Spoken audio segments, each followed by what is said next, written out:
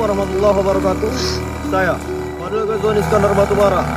Senin Relet, tepatnya pada pukul setengah 5 sore, saya sedang berada di pemukiman warga, tepatnya di lahan Bapak Salman Al-Farizi. Di sini saya akan menanyakan beberapa pertanyaan saya tentang sistem pertanian berkelanjutan. Mari sama-sama kita lihat videonya.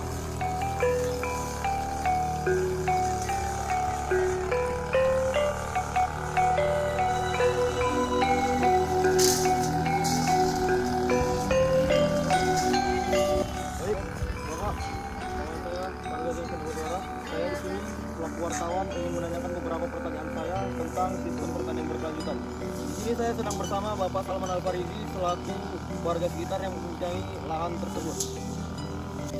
Baik, saya masuk ke pertanyaan yang kedua. Bagaimana cara Bapak atau bagaimana pengelolaan Bapak terhadap lahan agar lahan tersebut tetap terjaga dengan baik? Menurut saya Mas, dia tuh sering rajin ke lahan aja dan lihat tanaman kita yang tanam lah. Anggaplah lahan yang kita tanami tanaman itu seperti anak kita sendiri. Baik, saya masuk ke pertanyaan yang ketiga. Jenis pupuk apa yang Bapak berikan kepada tanaman Bapak dan apa pengaruh terhadap tanaman tersebut, Pak? Pupuk yang saya gunakan tuh bisa pupuk urea, KCL, tapi lebih baik menggunakan pupuk organik cair yang terbuat dari kotoran sapi, hewan, dan sisa makanan. Karena pupuk organik cair itu bisa meningkatkan efisiensi unsur hara yang terdapat dalam tanah. Nah itu Mas yang saya sarankan. Baik, mungkin itu saja yang dapat saya tanyakan pada hari ini. Saya ucapkan terima kasih kepada Bapak karena dapat menerima kami di sini. Saya ucapkan terima kasih. Mungkin itu saja dari video yang kami dapat sampaikan. Lebih dan kurangnya saya mohon maaf. Assalamualaikum warahmatullahi wabarakatuh.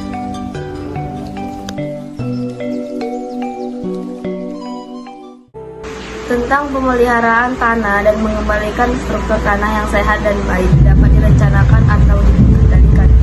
Sangat baik jika memberikan pupuk organik yang berbentuk cair yang terbuat dari limbah sisa buah-buahan, jerami, kotoran hewan seperti kotoran sapi, kambing. Bagus sekali jika dijadikan cair.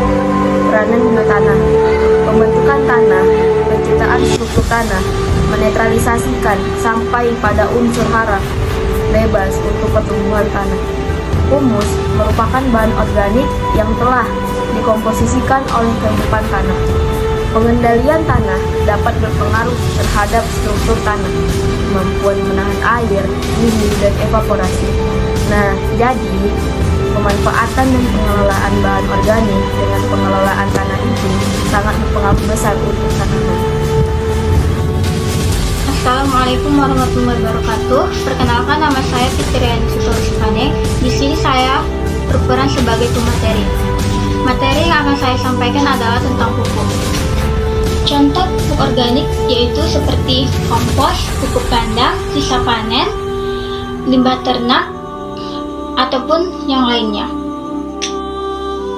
Berdasarkan material, pupuk dapat berupa bahan organik dan anorganik. Berdasarkan asalnya, pupuk terbagi menjadi dua, yaitu adalah pupuk organik dan pupuk anorganik.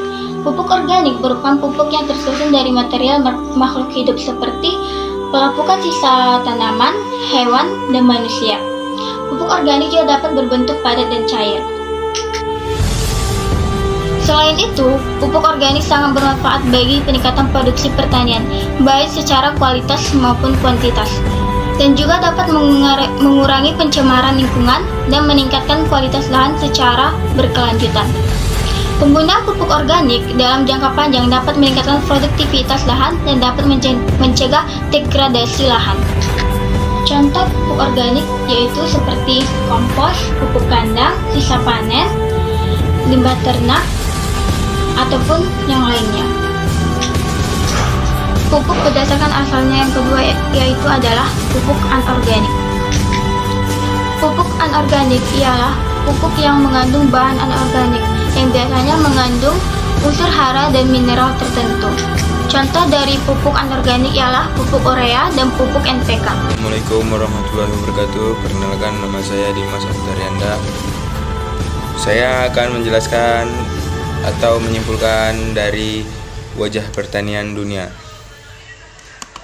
Pertama itu adalah pertanian global. Poin pertama, aspek ekonomi. Konsumsi pangan dunia semakin meningkat.